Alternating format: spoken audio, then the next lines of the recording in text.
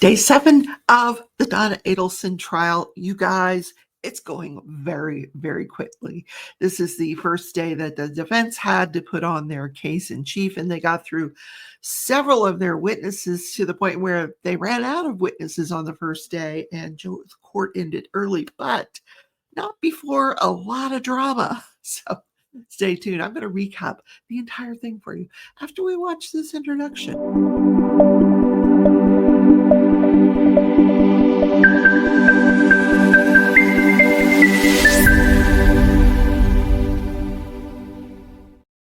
Hi, everybody. Welcome back to the channel. Thank you for watching. Thank you so much for subscribing. Don't forget to hit that thumbs up button, though. It really helps YouTube push this out so other people can see it, even though you're getting so much Donna Adelson on YouTube right now. Holy moly.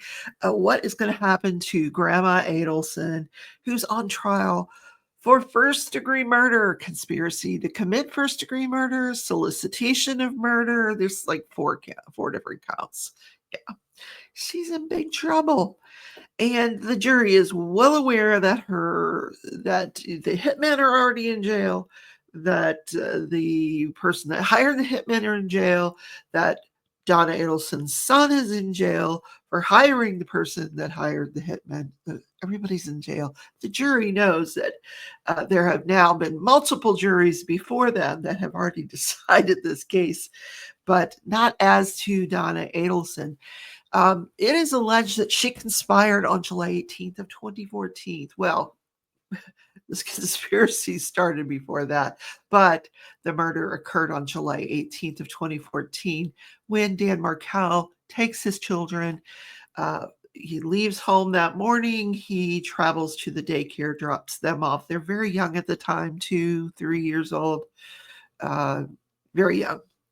And then he heads to the gym. When he leaves the gym, he is followed by a Toyota Prius, follows him into his driveway. Now it's about 11:30-ish.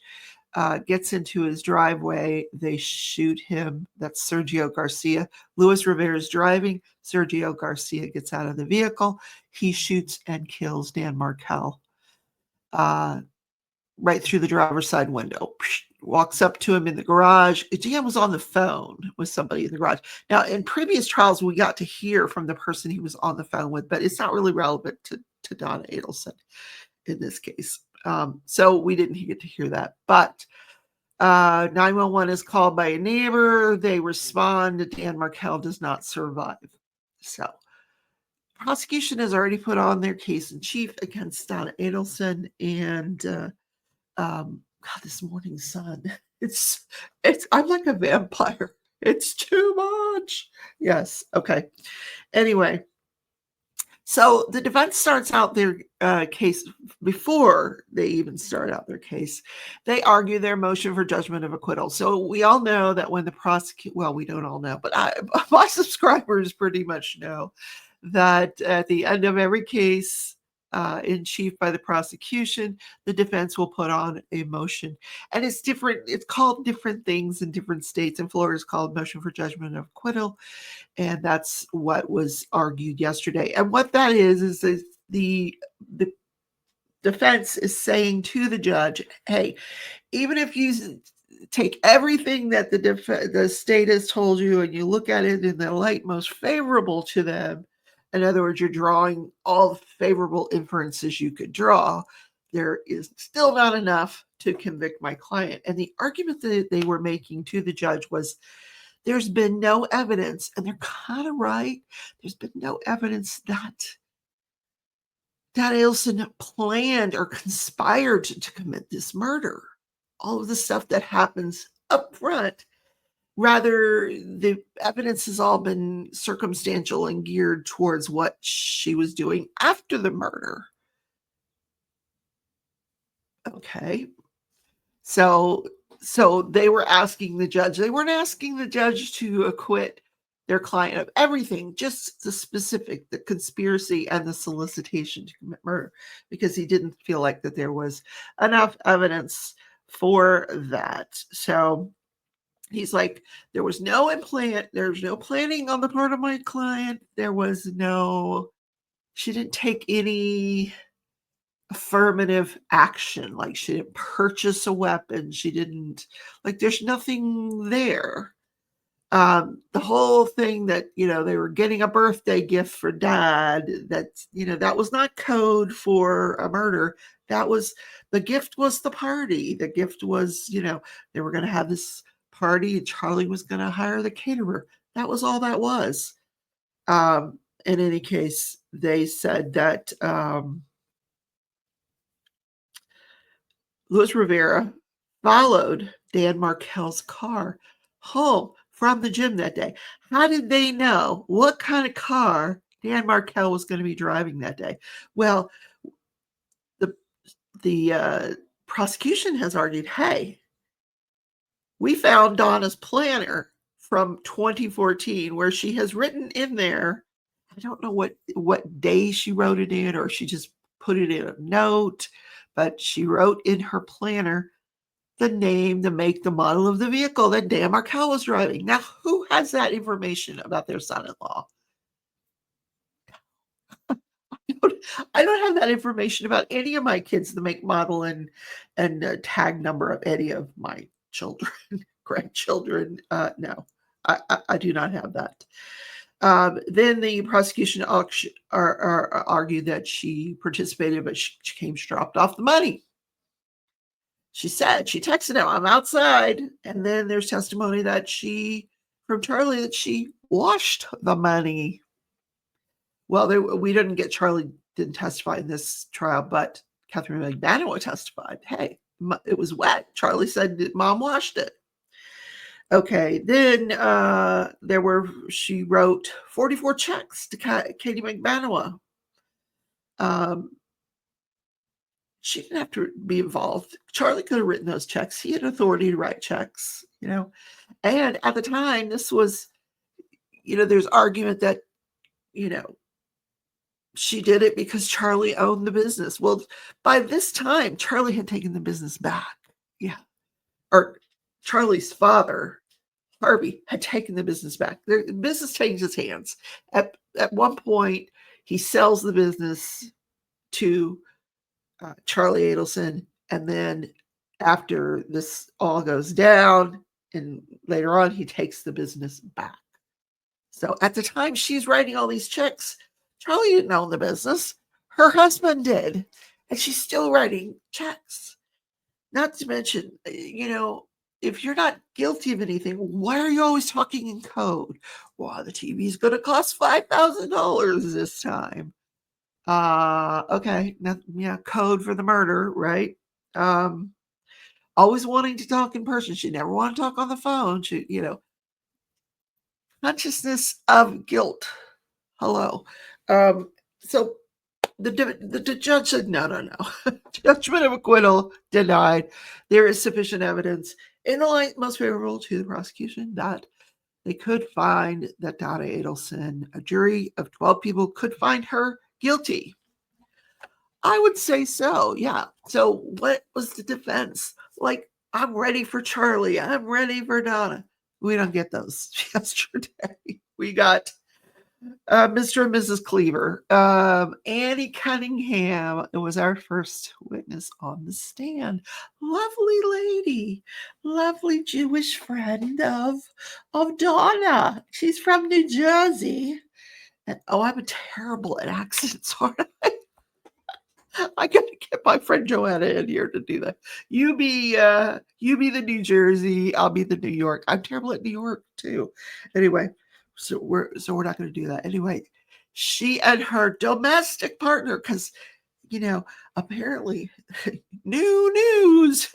Yeah, it's not fashionable to be married when you're old. So I need to be looking for a life partner. I think financially it makes sense not to get married at that age.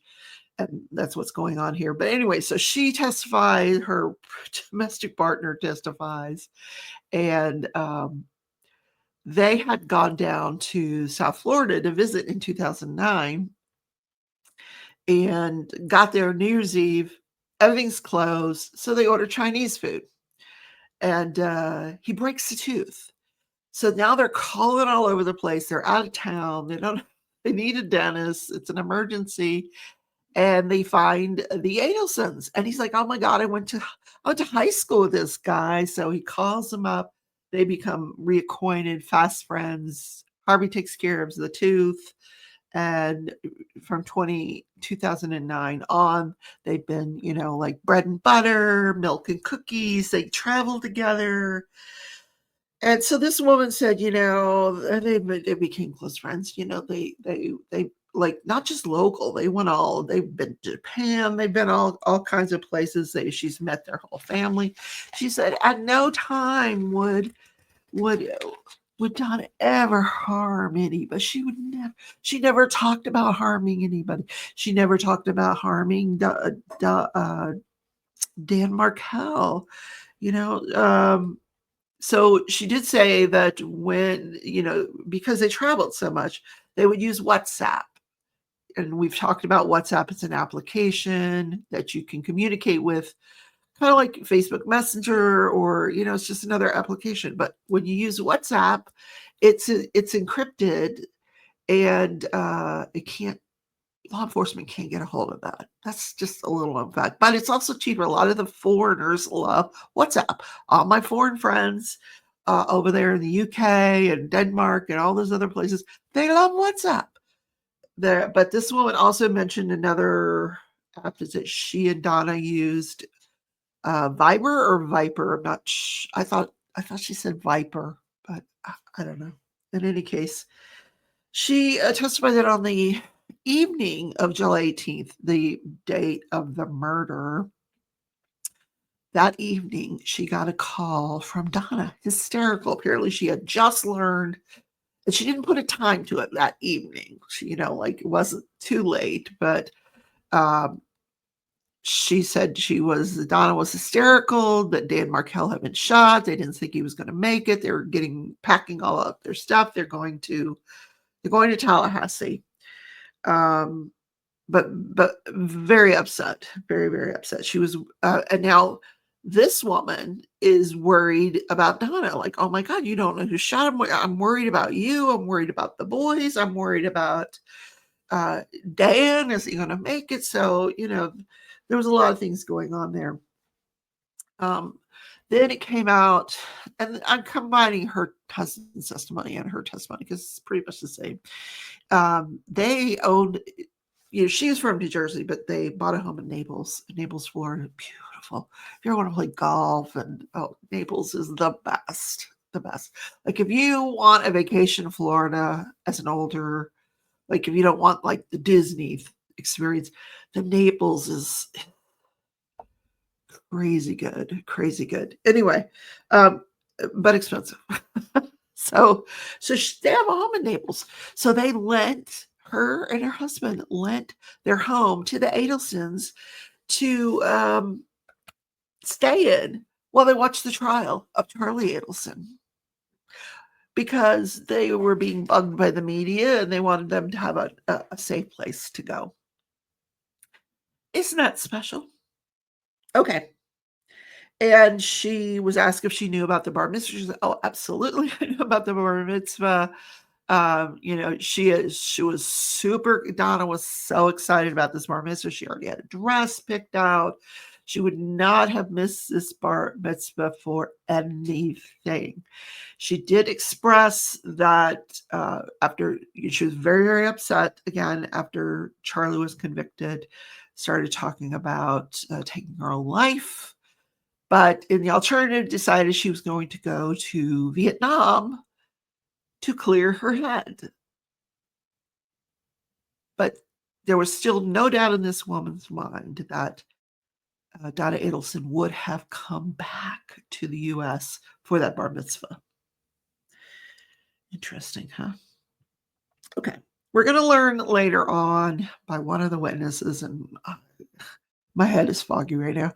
I don't remember which one from yesterday, but apparently, there was a travel guy. I'll just go ahead and tell you about this guy. So this woman's husband, he testifies pretty much the same thing. Then he brings this other older guy who was friends with Charlie Adelson and Don, friends with Donna and Harvey.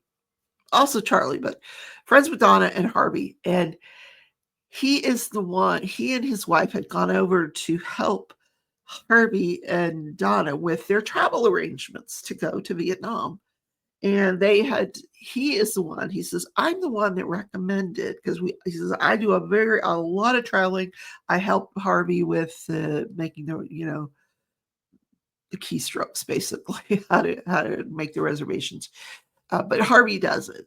But I talk them through it. But I talk them into a one-way ticket to Vietnam, saying, it's going to be like a little bit more expensive just get the one way, but in the end, you're going to save a lot of money, because when you go to get a return ticket, it's going to be cheaper just to get a return ticket, one-way ticket, if you want to come back. Then he helped them get a visa, and there's a few different kinds of visas they could have gotten. One was a 30-day visa. They got the 90-day visa, which has this provisions that says that during this 90 days, you can come back to the US and then return back to Vietnam, and your 90 days will keep running. So that's the visa that they were on. But he said, absolutely. He was aware of the bar mitzvah as well. And he knows, he said, she showed my wife the dress. And this is the couple that was in the room when I've talked about it a little bit. One of the digital things that came in on the 5th and 6th day of trial was a jailhouse call between Donna Adelson and Charlie. Now, Charlie was in jail. Donna was not. But when Charlie hangs up, Donna forgets to hang up the phone. And what you hear is a lot of background talk about leaving and moving, going to Vietnam. And it's this couple, this man that just testified, that was in the background of that phone call. And the judge did allow the jury to hear her plans of going to Vietnam. And this guy was under the impression that she was allowed to leave. Her attorney said she's allowed to leave the country. There were no restrictions on her leaving the country. I need to go back to Connie, because I forgot about Connie. Connie also testified that Donna told her she believed Charlie was being extorted. Interesting. Okay. I try to read my notes here. There were a couple of people that took the stand who were private investigators hired by either the current defense counsel, and in one case, I think they were hired by previous defense counsel, but they were hired to go interview these jailhouse snitches. And the one told the female, there was a female witness, she went and talked to the one lady. And what Donna was trying to get these women to testify to, because both these two women had been in jail with Catherine McManua. Donna wanted, and he had even written out a script, Donna wanted these two women to say that Katie McManua admitted she was extorting Charlie, that she's the one that planned these murders, and it was all a big thing to extort money from Charlie Adelson, because he had a lot of money. It was all about money. It was all about Charlie Adelson. Well, these women wanted to tell the police that, this is what she wants us to say, but Katie McManua never told us that. And that's what they testified to in this trial. Katie McManua never said any such thing. But, Donna promised us, teeth and land. But when this private investigator interviewed this first woman, I think her name was Bird, she never mentioned that Donna had confessed to the murders, now, which is something she testified to. Oh, yeah, she told me she did it. That she testified to that. But she didn't tell this investigator that when she first was contacted. So I thought that was interesting. Then they put out another guy. He was a private investigator as well, also hired by the defense.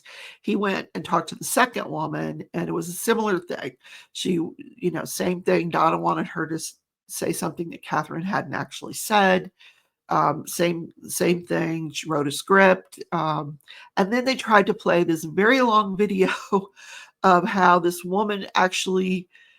They had footage of this woman because she wanted to prove that she had actually talked to Donna Adelson, got Donna near a camera that was in the cell block, and they were writing notes back and forth to each other. There was no audio on this thing. It went on forever, and the jury was so bored. I was so bored. I'm like, oh, next. Okay, we get it, but we don't know what you're talking about. We don't know what you're writing about. You're like, okay, yes, you communicated with Donna Adelson while you're in jail. I mean, that's all that proves. Anyway, so I think that was it on the testimony. Let me see if I've forgotten anything from you. Oh, I did. A very important witness. Oh my gosh. They put out a digital forensics examiner, and she took, the prosecution had done this frequency report. And in this frequency report, they took all of the digital evidence, all of the cell phones, the text messages, everything that they could find, video, surveillance, and they did this elaborate timeline. And one of the things they did was a frequency report. How many times did Donna contact Charlie or Charlie contact Donna in some form or fashion? And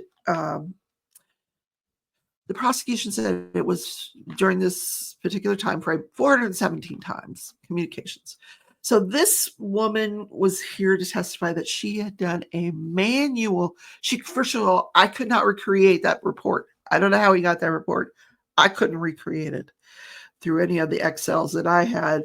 So what she did was she looked at it manually and deduped it. Now, I never heard this word, deduped.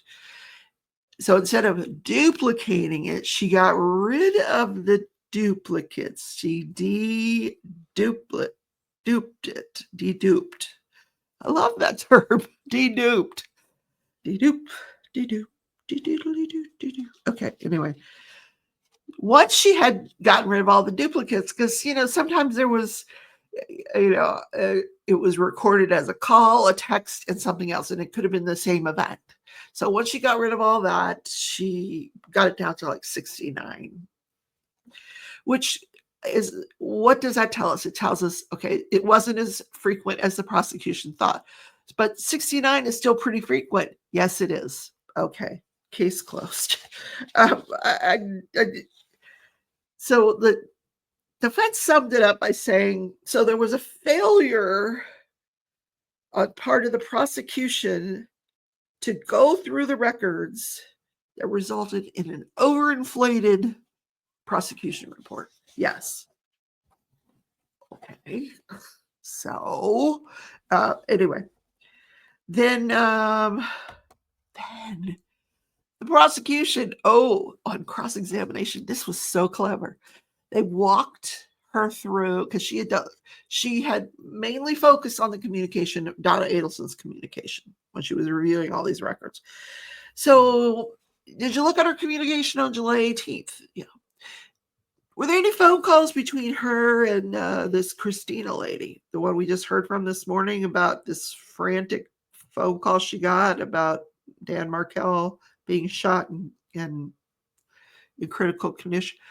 And she said, no.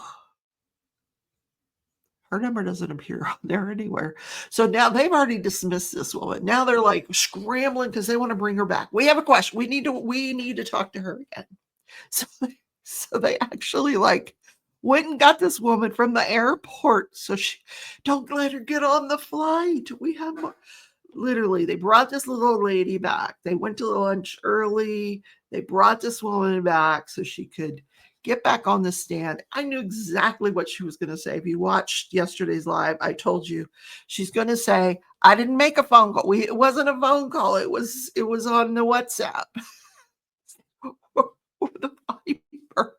And sure enough, They bring her in. Defense says, okay, this call, we know you didn't make any phone calls back and forth on July 18th because there's no record of it. So how were you guys communicating on July 18th? Oh, well, she called me on WhatsApp. Well, WhatsApp didn't have voice calls until 2015. Oh, well, then I guess it must have been Viper. And then you could see like Georgia Cappleman, the snootiness. She's like, oh, must have been the Viper, right? Yeah. She's so easy to read, Georgia Cappleman. Like the doubt was showing all over her face. Interesting, very, very interesting. So that was that testimony. I think that just about covers it. The older man that talked about helping them with the travel plans, he had made a comment. He had described Donna as a typical Jewish mother, typical Jewish grandma, because he said typical Jewish mother. And they said, well, was she a typical Jewish grandmother? And he said, oh, more than a typical Jewish grandmother. But he explained that by saying, the reason I'm saying that is because, their grandkids lost their dad. So she was very involved in their lives because they lost one of their parents, if you say so. And so the prosecution gets up and says to him, so would a more than very typical Jewish grandmother dress her grandkids up as Nazis? And he's like, no. No. Okay, so that's it for yesterday's testimony, guys. I think I got it all for you. Yeah, I think I covered most of it for you. If you have any questions, leave me a comment. I'll get those questions answered for you, either directly or in the next episode. So today's testimony has started. It looks like Donna may take the stand after lunch. The judge has already worked out with the defense that they're going to give the jury an hour and a half for lunch today so that he can talk to his client about her decision. But then when they come back from lunch, the judge just kind of said, I need a decision. She's got to testify or not testify. So we'll know that today. If she does, this case could be over by the end of the week. Have a great day, everybody, and I'll see you in the next video. Bye.